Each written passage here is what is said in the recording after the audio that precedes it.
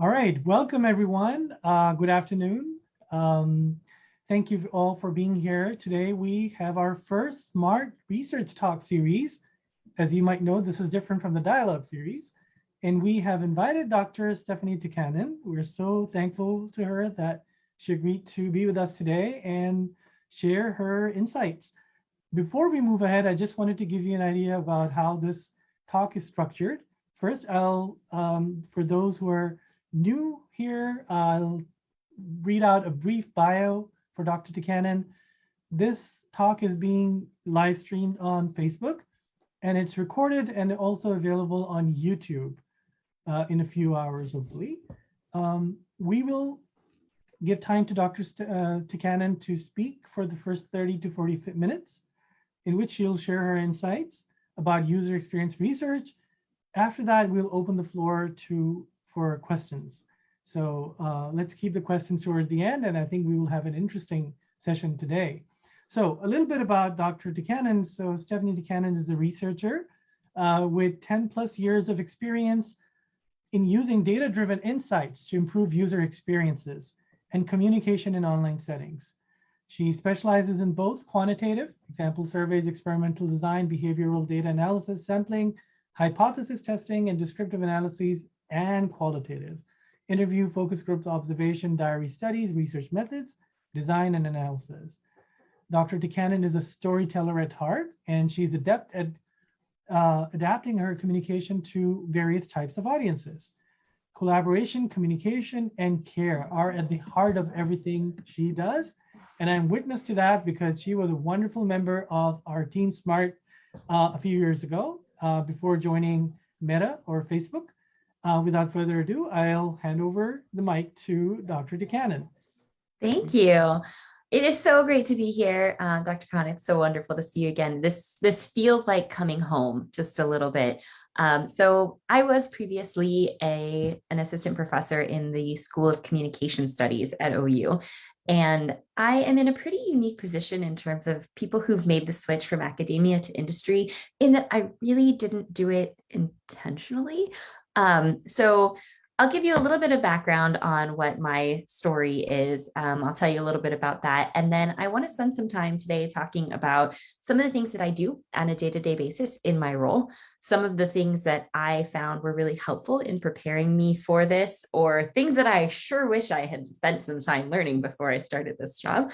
And then I'll also talk a little bit about comparing what it's like teaching versus being in industry. I realize that probably a lot of you that are attending this talk are students, whether you be undergraduates or graduate students, and maybe thinking about careers in this field. So I'm hoping that today can give you sort of a realistic job preview of what it is that I do every day and how I've taken some of the skills that I had from my academic background into this role. So I can tell you my story about how I got here. So I was working, as I said, as an assistant professor there at OU. I really loved it. I loved the students. I loved the department. I loved everything about my job. I got tenure.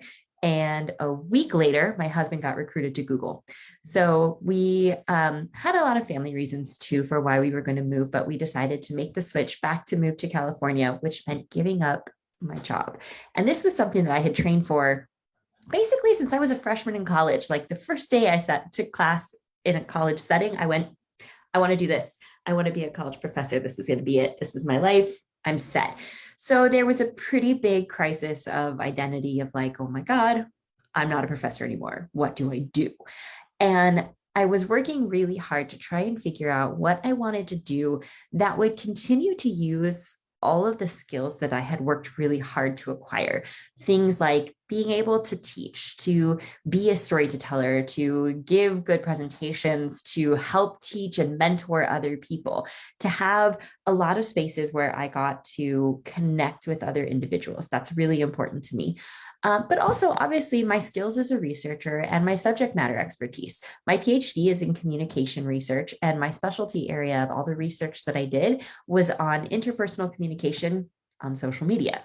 So Facebook seemed like a really great fit. as I was kind of exploring some options for careers, I was looking into things like learning and development or training and development. So places where I got to really teach, but I wouldn't get to do any research. And then I thought about like data analyst jobs where I would have a chance to do a lot of research, but not a lot of teaching. And someone told me about UXR, and I thought, wow, that sounds awesome. This is a job where I get to do all of the things that I wanted to do before. And all of them, because of the place where I work, are informed by my actual set of knowledge and understanding of interpersonal communication and social media. So it was a really exciting transition, but it was not an easy one. It was a big jump. There were a lot of big changes. It was not an easy interview process.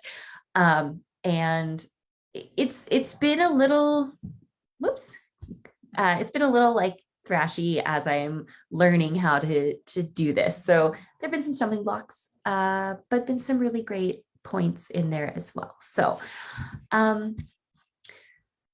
let's see, I have some notes up here. Sorry. I had to get like approved to do this talk because I work for a really big company. And so I don't actually have slides because I would have had to get the slides approved too. And I figured this was probably easier. So please forgive the lack of visual aids and just enjoy the lovely background of my son's nursery, which is where I work now. All right, so let's talk a little bit about the interview process. The interview process at Meta was kind of intense.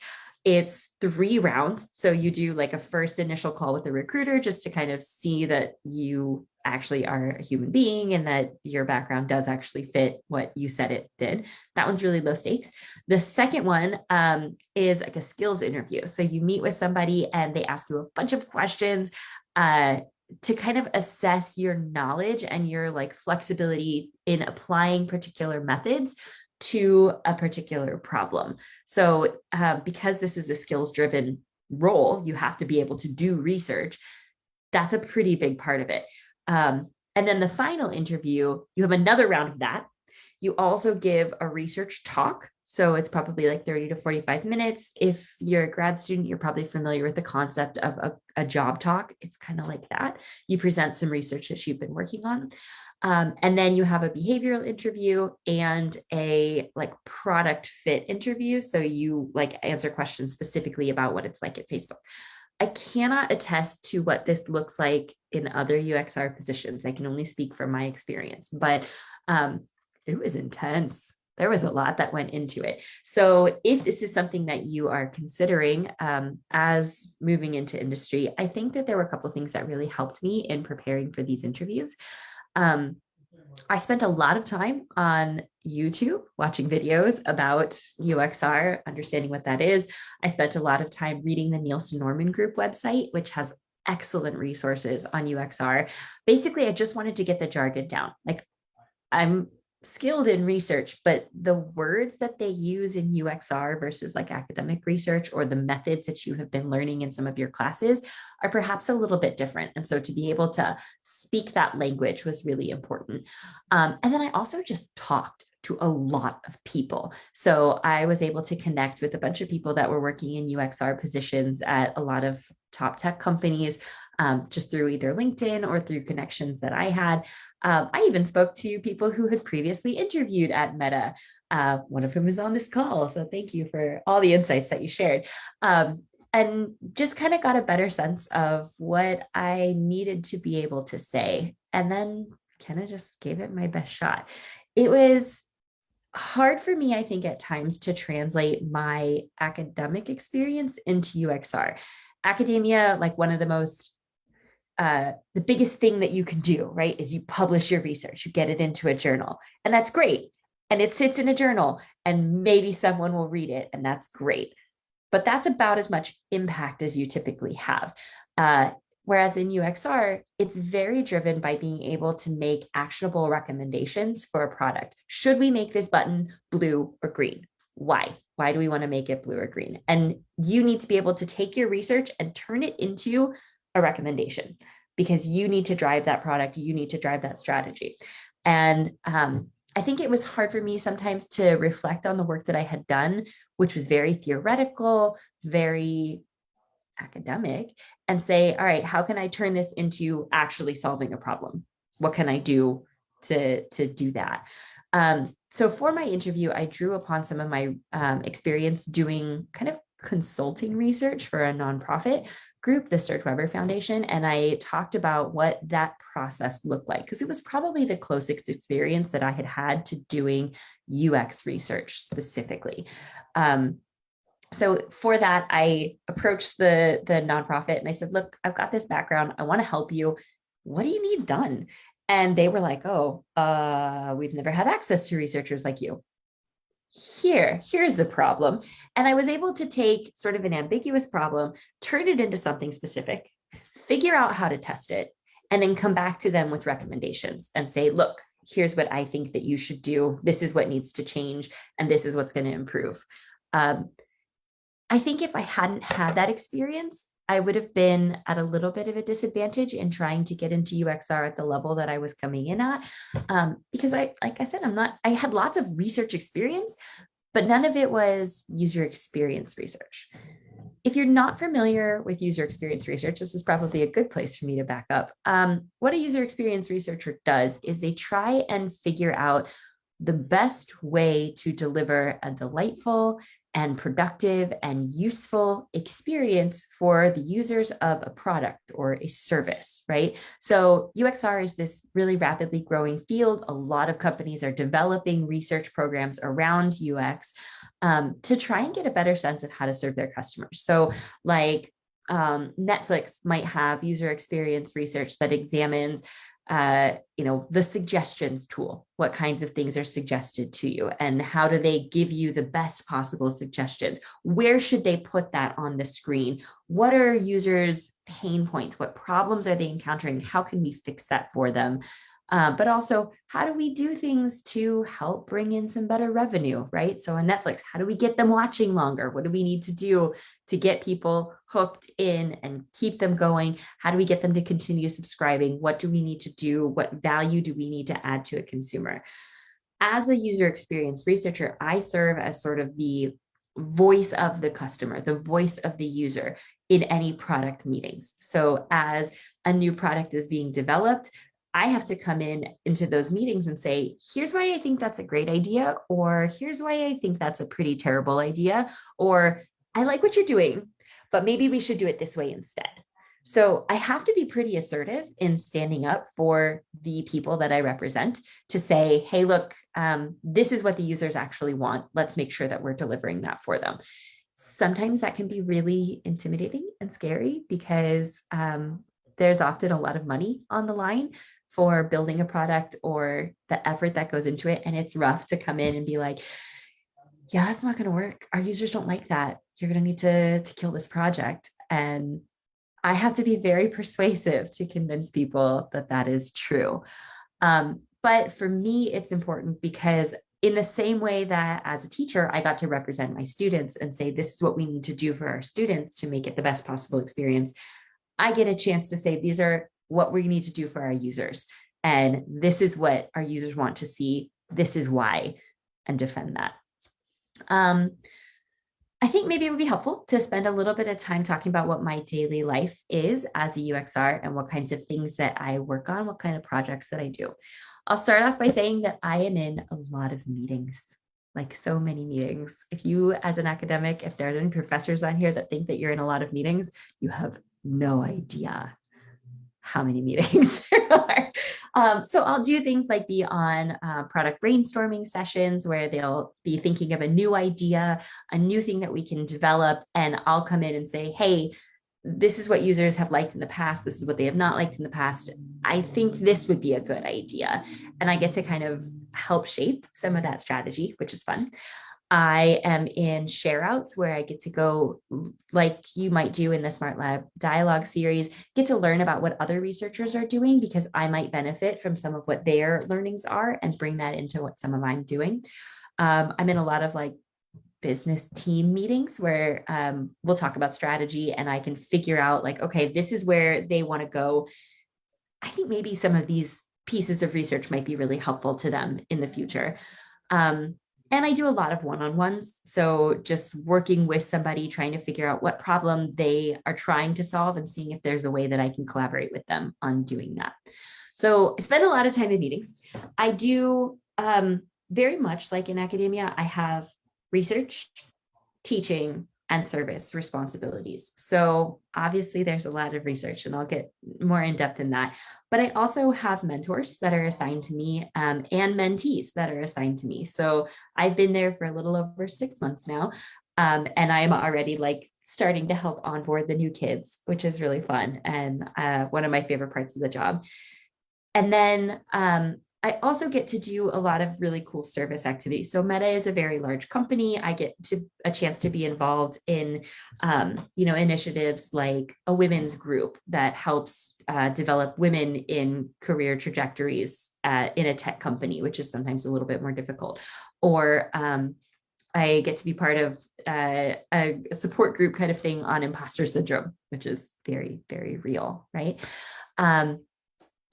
So there's definitely a lot of chances for me to bring in some of that fulfilling service mentality that I really enjoyed in academia. But the daily life of a researcher, at any given point, I might be balancing somewhere between 3 and 5 projects, research projects at various stages of completion. So right now I have 2 sets of recruitments out to do like concept testing, basically, where I'm going to ask participants a little bit about some new product design that we're working on, get their feedback, and bring that back to my product team and be like, here's some changes we need to make in the next round of design. So I have 2 surveys out that I need to do quantitative analysis on and fill that up. And then I've got 1 project that I'm working on as basically like a literature review to help set up a new study. So I've got like 5 projects running at the moment, and that can be a lot. But if you're smart with your time management, you can work across different things. There's a balance, I think, between projects that I get to create and things that I get to decide versus ones that somebody kind of requests of me. So the product team will be like, we need to know this. Which one should we go with? Go do a study. Versus somewhere I'm like, I think this would be really helpful knowledge, and I think I want to share this with the team. I'm going to do the study, bring it back to them, and then convince them that this is useful to them. So I get to set my own agenda to some extent, but I also serve other people as well. There is continuous opportunities for learning. I have a lot of opportunities to learn new methods, to improve my skills on things that I am not so great at. But I also, because I work in such a large organization, have the option to rely on others who have a better expertise in things than I do. So if there's a particular like quantitative analysis method that I'm not great at, I have other people that I can rely on and ask questions. I interviewed at a startup before I interviewed here at Meta, and I got the impression that like coming in as their UXR, they were going to want me to be able to just do everything and hit the ground running. And that caused me to have a huge amount of panic because I was like, I don't know what I'm doing. I've never done this before. I can do academic research, but this is new and this is weird. So I'm very grateful to have landed a place like Meta where I had the opportunity to grow and learn and fail sometimes, to be perfectly honest, and get better, because we have the time and space and resources to be able to do that. So it's been a great company to start at for that reason. Some of the other daily things that I'll do outside of meetings or like doing the research projects themselves, I do a lot of like reading, just kind of trying to keep up to date on what's going on in our company, in the larger world. You've got to have some context to be able to do successful research. So I spend a lot of time reading news, reading other people's research, just keeping up to date with what's going on. So it's a fun job because no 2 days are exactly like another. It's very, very rare that my schedule from week to week is going to look exactly the same, because I'm always working on different projects. I'm always meeting with different people. I get to meet with customers and users. I get to meet with new product teams. I get to set up meetings with people on teams across the organization, because I think this might be a cool thing for them to know. So it's very varied, and there's a lot of variety in what I do every day, which is fun. I wanted to spend a little bit of time talking about like some of the projects that I did in my first half. I can't obviously give like specifics. I can't talk about the product that I worked on or anything, but just so you can get a sense of what some of the things that I have done are, what kind of methods that I'm using. Because some of these might feel familiar to you in your methodological classes, if you've taken classes on how to do this, or just in your experience. And some of them you might be like, I don't know what that is. I better learn if UXR sounds like something that I want to do. So one of the first projects that I did at Meta was I heard somebody talking about an academic theory, and everybody else in the meeting was just like blank face. And I'm like, do they not know what this theory is? That's a cool theory. They should know what this is. So it was a really nice transition for me to be like, okay, I'm going to tell you about this theory. Here's everything that's been done on it outside. And here's how you guys might actually be able to translate that into something that would change and shape your product. That was a really fun project for me because I felt like it was the best possible transition from coming out of academia into UXR.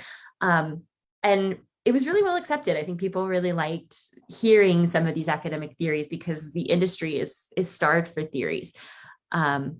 So that was one of the first big projects. I also did another literature review of like internal literature, and I turned it into a framework to help people make decisions based on their literature. So it definitely required a lot of skills for synthesizing research, which is something that you have a lot of experience doing as a student, as an academic. There's a lot of time that you spend taking big sets of knowledge and information and theory and turning it into something digestible and comfortable. You have to remember that a lot of times I'm working with people who don't know anything about research. Like they may have taken one class in undergrad, but they haven't thought about it in years. They're very product driven. They're very smart at business. They're very good engineers, but they don't know anything about, what's the difference between a survey and an experiment.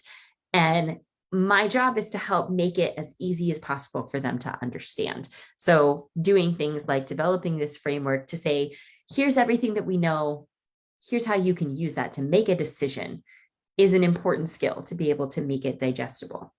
I did a couple of usability tests. So usability tests are when we show somebody a project that is basically ready to go and we say, do you understand how to use this? Does this make sense? I don't teach them how, I watch them use it and then take notes on what they did and where we need to clean up the design. I've done concept tests, which is where I'll have like a one-on-one interview or do maybe like focus groups with people and say, all right, this is kind of what we're thinking, but we've also got this other option. What do you like about each one? What do you not like about each one? What should we change? Does this make sense? And get to kind of think about things in a more abstract level to decide where our strategy is going to go from there. I do a lot of interviews with like potential users. So people that are like in our target demographic, I just kind of meet with them, hear about their experience, talk about their pain points. Pain points being like, what are problems? What are some obstacles that they encounter in their daily life to try and figure out what can we build for them that would make life better. And it's a really fun activity in like problem solving. I found myself doing this at dinner last night. This is one of those great moments where work and life just kind of come together. I was trying to figure out how to get my daughter to sit at the table and just eat her dinner without getting up and walking around.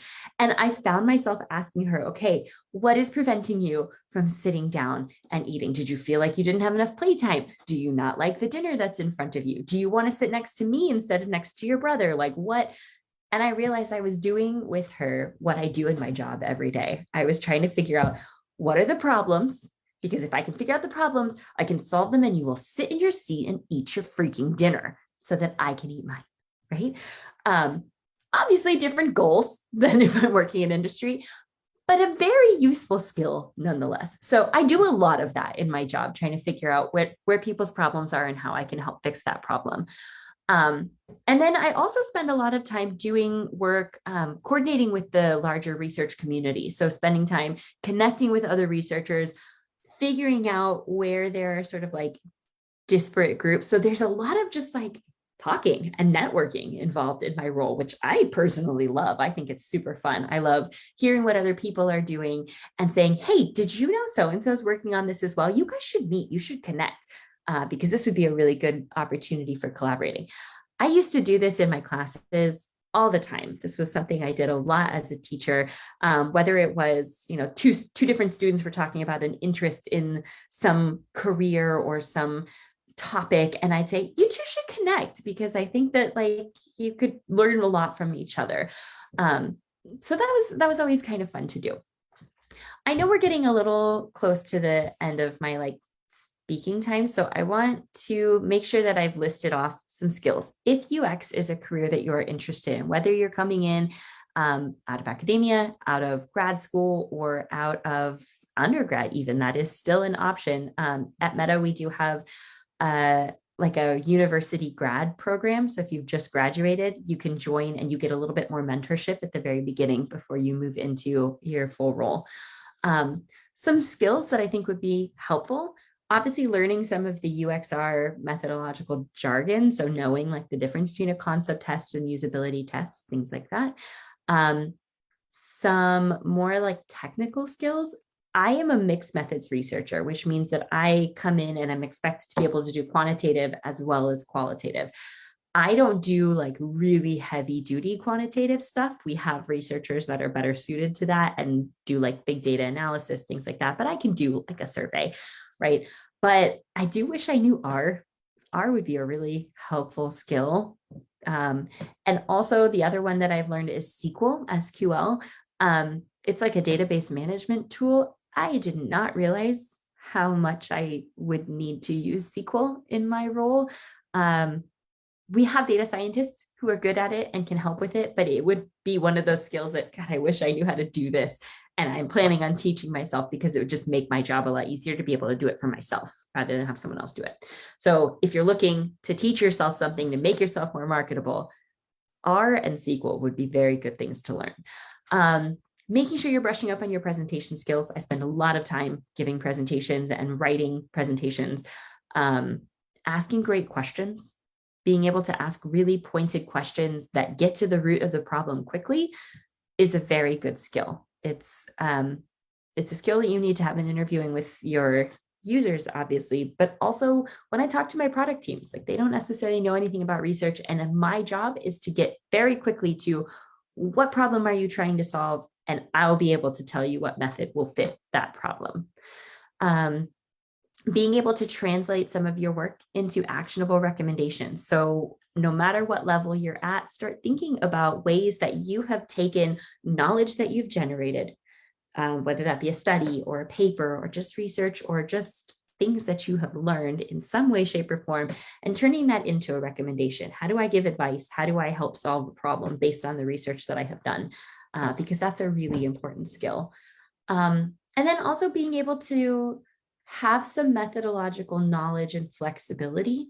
So to say, if you are trying to solve X problem, you should do it this way. But if you're trying to solve Y, you want to do it this way and use this method. And here's why. That's probably one of the most important skills that you'll have in the interview itself, is being able to be flexible with the research knowledge.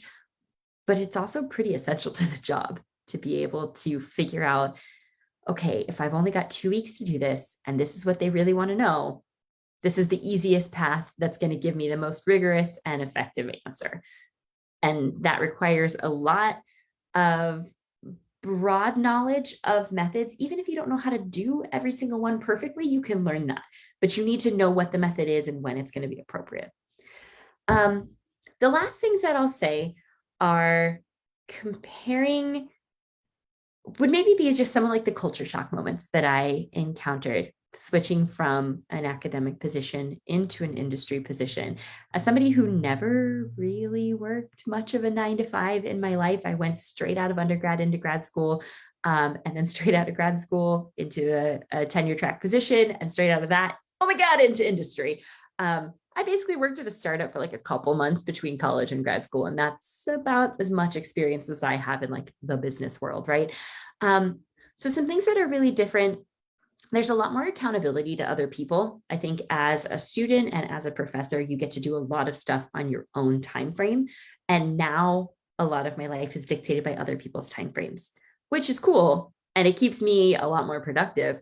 But it definitely is a shift from the life that I knew to the life that I'm leading now.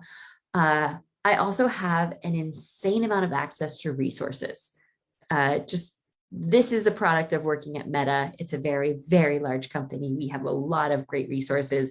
I ran a study. I used like a vendor that we have, and I got 600 participants overnight.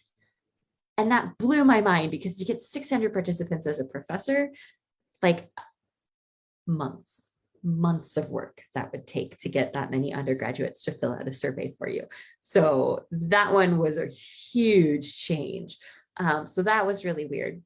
Another thing that was a little strange to get used to, but delightful to get used to, was I'm not the smartest one in the room, right? I am surrounded by a lot of people who are super smart in ways that are totally different than I am. And I love it. You know, I think a lot of times you go in as a professor and people look to you as the subject matter expert and they think like, I don't know anything about this. Teach me. And here I get to learn from people very much, just as much as I have the chance to do with them. I'm just constantly surrounded by people who are incredibly smart and amazing at their jobs. And it's humbling and amazing at the same time. Just really, really cool to learn from them. I think one of the parts that was maybe the hardest for me to transition to was I don't necessarily feel like as personally fulfilled by what I'm doing. I think as a professor, I had a lot of autonomy to decide on what I wanted to do research on, and I could do things that I felt would change the world, right? But nobody ever read them. So I don't know how much world I was actually changing. Here, I think that sometimes I am doing research that other people want me to do. And I'm like, well, I'm not like as personally invested in this, but whatever I do, people listen to.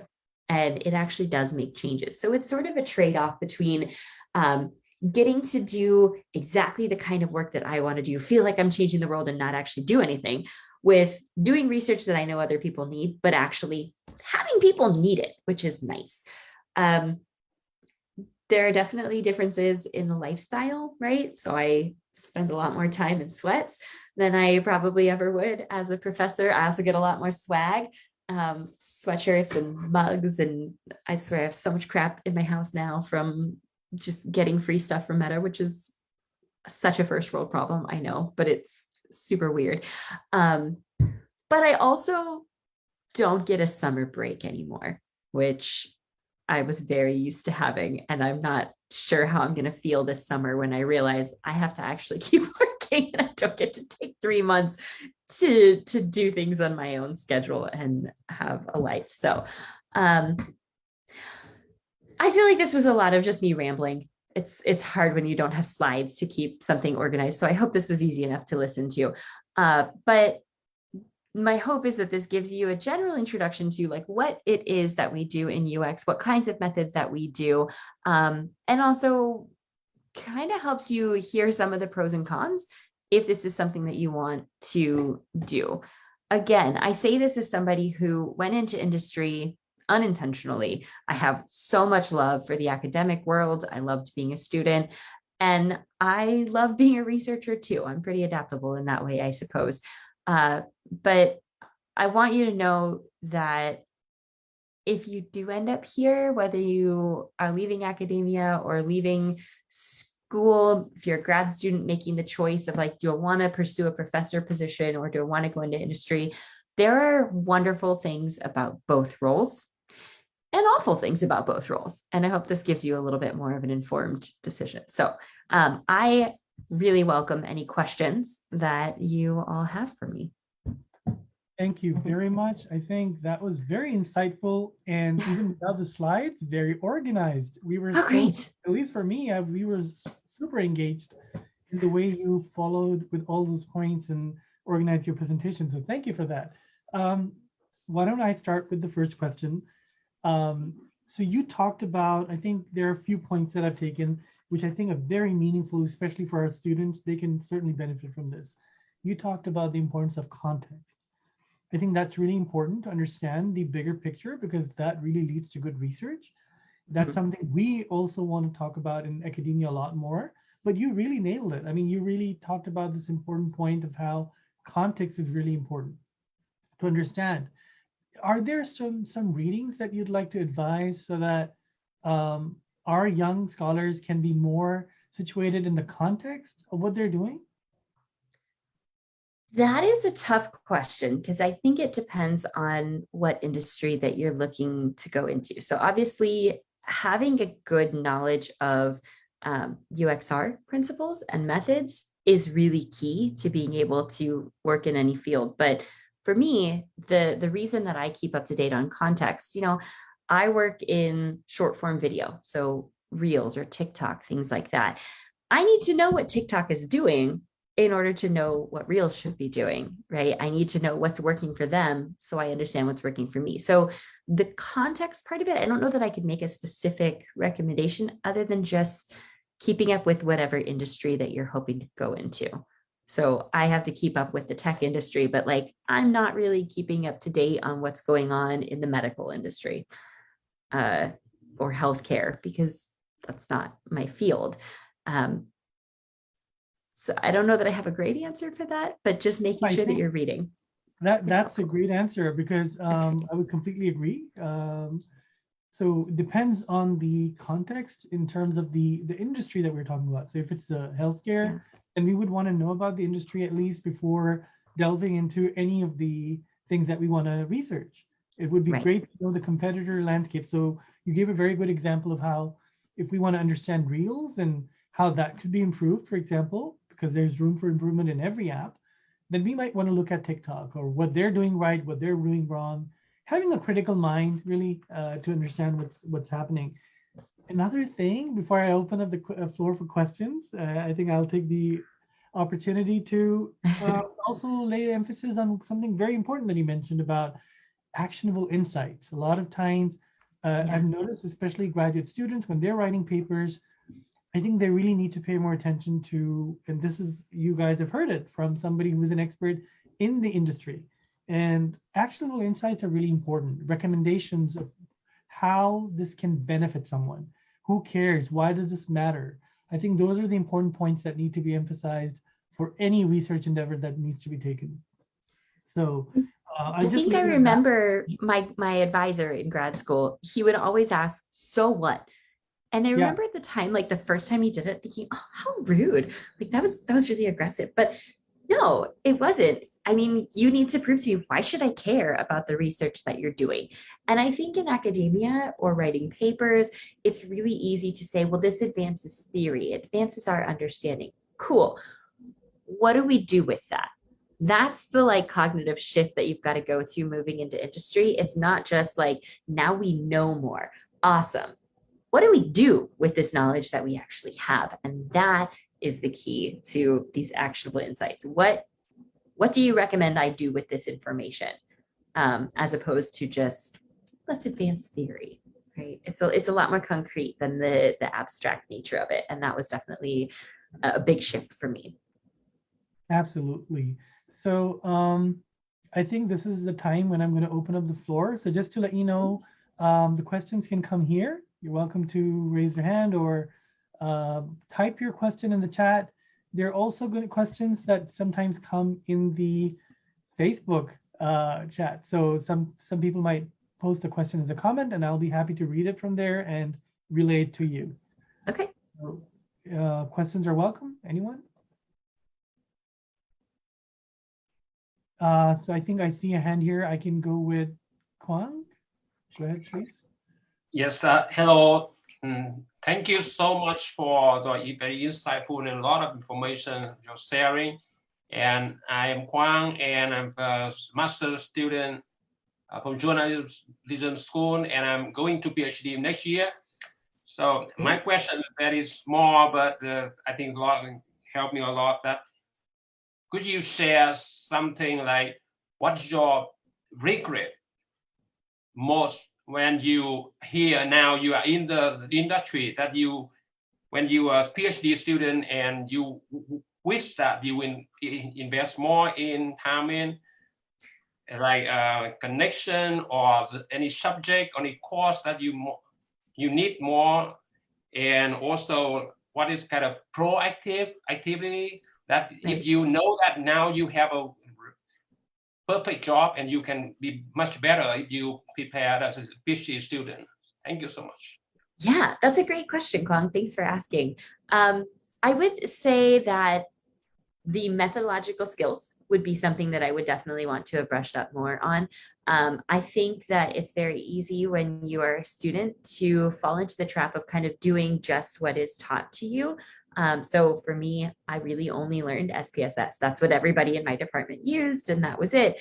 And now I'm like, oh, why didn't I learn R? R would have been so much better. I wish I had learned this, or SQL. And I think if I had taken the time to do it, I know that when you're in grad school, it doesn't feel like you have time to take on extra time to learn, but like this would have been a great thing for me to teach myself over the summer, for example, because you do have a lot more time in grad schools than you have in industry. I mean, I have 2 weeks, 3 weeks maybe to turn out a project. I don't have time to teach myself R as I am also running the project. So I think just I regret not learning these skills. I'm not going to say that it's like one that I am beating myself up over, because I never knew that I was going to be making this transition. But had I known that this was a goal that I had, I definitely would have spent some more time figuring out what kind of skills that I needed. You may not go into this specific industry, but if there is an industry that you are interested in going into, I encourage you to look at the LinkedIn profiles of people who are in those kinds of roles now and looking at their skills section. What do they say they can do, and what do you not match up on?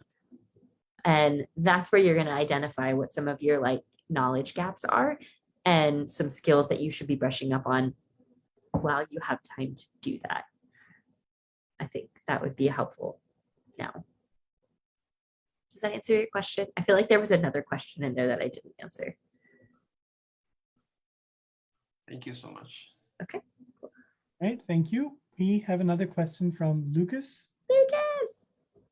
Hi, Hi. friend. Hi. So thank you for this talk. This is so exciting, and I really enjoyed your presentation. My question would be, so as you get further into like master's or PhD, networks tend to focus more on like the academic side of things, falling more into the academy, where it's hard to even like find someone who can help you turn a CV into a resume. Considering I'm like some of the most brilliant people you've ever met, they don't necessarily have the connections or the expertise to really guide you into making that transition. What would you say to graduate students? What are some resources or some ways to kind of get that foot in the door that is a little bit more difficult to find? That's a great question, because the best answer I can possibly give to you is the one that your mother would have killed me for telling you like 20 years ago. And that is to go talk to strangers on the internet.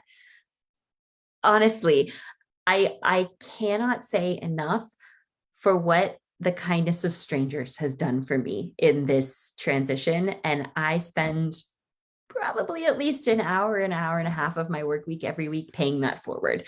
So LinkedIn is an incredible tool for doing this. It is not something that I feel like I ever used as an academic, because that's just not how you get academic jobs. It's not how you network with people.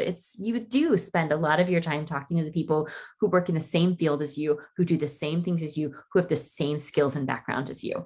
And the key to breaking out of that is to find somebody else. This makes me think, if we can go back into theory, of Granovetter's idea of like weak ties versus strong ties. Strong ties are the ones who are going to have the most in common with you. And these are going to be, as you're more embedded within the academic schedule or structure, the people who have the same experience. And the weak ties are ones that you barely know, like a connection that you met once at a conference, or somebody that you know through a friend. And those are the ones who are going to have more varied background, more varied knowledge, and are going to be a better resource for you for things like this. Granovetter actually said, these are the ones who are going to get you jobs. So the way that I got to where I am, I'm in a group of academic mothers on Facebook Facebook, obviously. And I reached out to the group and I just simply posted to like 500 of my closest friends that I've never met in real life and said, hi, I'm looking for a career shift. Anybody got any advice or have any contacts or anything? And one of them connected me to a person who worked at Facebook who referred me. And that is basically how I got this job. I got a job at Facebook through Facebook. And I met a wonderful array of people that through this academic moms group that connected me with people who worked in the industry. Now being on the other side of it, I regularly get questions from people who are like, hey, I saw your resume. I saw that you went from academia to UXR. Can I talk to you? Can we chat? And I almost have like this like recorded spiel of like the conversation that I'll have, because I probably have one of these every week, or I'll talk to someone for an hour and just tell them. And I love doing it. And I strongly encourage you to reach out to those people because someone probably did it for them. They're happy to do it for you. So go talk to strangers on the internet. Thanks, DT. Good to see you. All right, thank you. Thank you very much. One question from Professor Cambridge. He's saying, any reflection on the application of UXR to international development? Example, UN Sustainable Development Goals. That is a cool question. It's probably wildly out of my own area of expertise in UXR. We're very product focused, but looking at something like that where you're tackling a much larger problem, I think that a lot of the same principles are going to apply, right? So you have to have an understanding of what problem is it that you're trying to solve and for whom, with what goal. So if you're trying to develop, solutions to problems surrounding, I don't know, global poverty or use of technology in third world countries, something like that, you need to have a pretty good understanding of the people that are going to be benefiting from this solution. And I think a lot of times we go into maybe humanitarian situations thinking, I know what they need. They need an orphanage. And really what they need is all the orphans that are already there to get adopted. If they know what the problem is, listen to your stakeholders, listen to the people that you are trying to solve the problem for, and do that. That's where research comes in, because I think sometimes the people who are running these organizations have a more business mind. They have, a lot of skills on the economic side of it. Your job as UXR is to help be the voice of the person benefiting from this change. And you need to be able to articulate what it is that they need and help that drive the solution to the problem. I don't know if this answers your question, but I'm hoping that addresses it. If you don't And mind, Laeeq, I see we also have a question in the chat too. Yes, so I would actually read the first one. I'm going to read the second one. On the button. Oh, great. Okay. Thank you very much. I'm going to be sharing this with some students at the University of Guyana in a Wonderful class on Thursday, and you've just answered the class question. Thank you so much. Happy to do their homework for them. If I can add a couple of words here, Dr. Cambridge, from one of the recent projects that we did in the Smart Lab, we were looking at international agencies, health agencies in particular, such as WHO and IFRC, how they're doing the messaging that could be more engaging for audiences around the world. So yes, adding to Dr. Stephanie's point, there are applications of UX research in just about every field. Wherever good design makes a difference, UX research matters.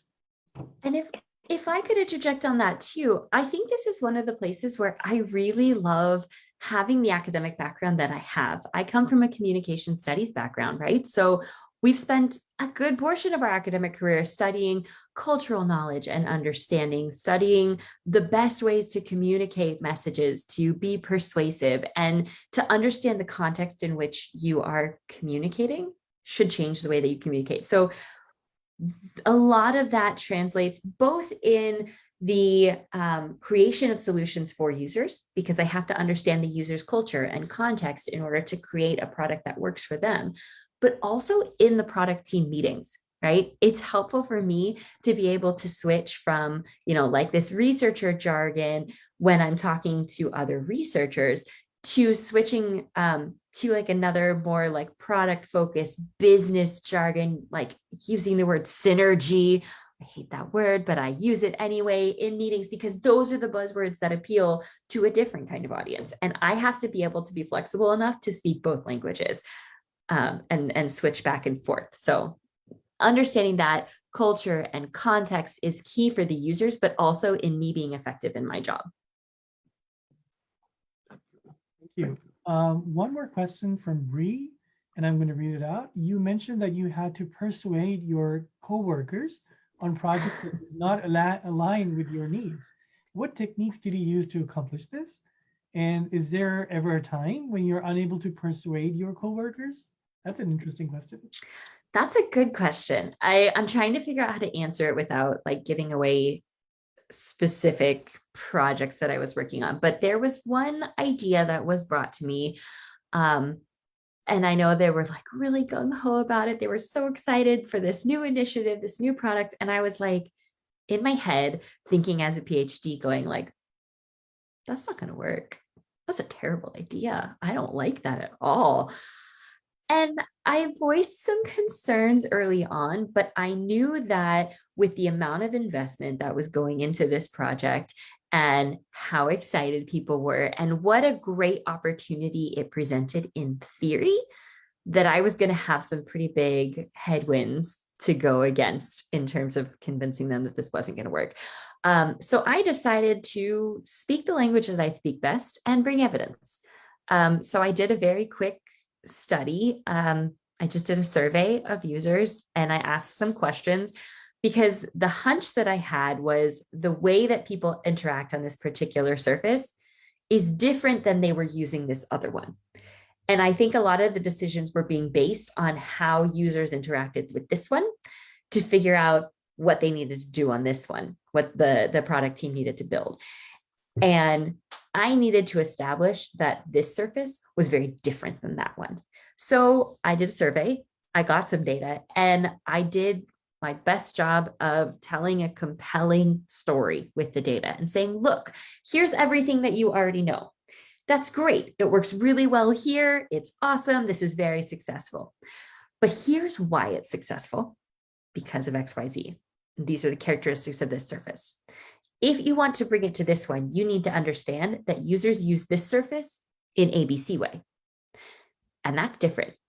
And I had to bring it to their attention in a way that was backed by evidence and make it a clear and compelling story, right? I didn't want to just like throw a bunch of research articles at them and be like, hey, this isn't going to work because of XYZ. Like I needed to prove it and give a good reason for doing that. And it was difficult. But I think in the end, it was fairly successful because I was able to shift their focus on the problems that we needed to focus on. I said, before you can move forward with doing this and just copy pasting the strategy that worked here onto this one, we need to adjust it a little. And there's still some questions that need to be answered before we can move forward with this for this to be successful. And I think coming in instead of just like, here's my opinion, coming in and saying, here's some facts. I did this work. It's not going to work. And here's why. But then also offering them a solution to say, all right, this isn't going to work, but I think if we try it this way, it might. They were actually really happy to switch to that new way. And I had a lot of opportunity to have some influence there, which felt really cool.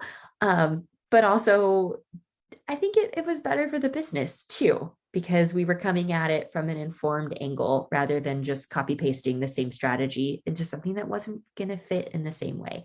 So coming in with evidence and coming in with a solution to move forward is probably the best way to persuade people, because just walking in and being like, I'm going to crash your party and say, no, that's a terrible idea, bye, is not super effective in terms of persuasion.